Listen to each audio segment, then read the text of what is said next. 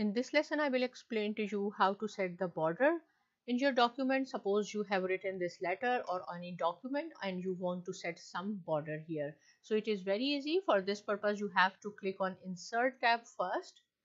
And from Insert tab, this is the Illustrations group. In Illustrations group, click on the online picture.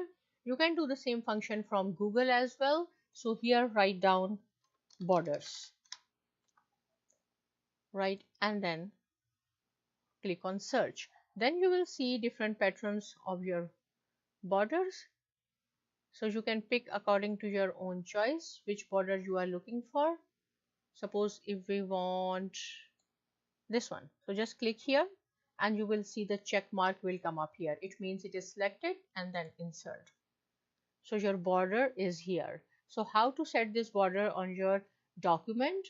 Click on this wrap text and then behind text, this one, click here. So see, now it is behind your text and your text will appear.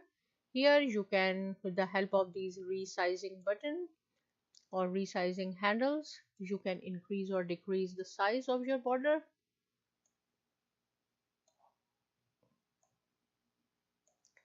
See, we can move a little bit here. In this way your document or your letter is more appealing. Right, if you want, we can move here. So this is the border, right? And here I will show you one more feature. Select your all this and see, you can click. This is for the align left, this is center, this is right, this is just the justification or justify. So justified text gives your document clean, crisp edges, so it is more appealing, right? So this is your document. So in this lesson you have learned how to insert the border in your document, and you have learned the justify this function as well. If you have any question, you can write down in the comment section, and thank you so much.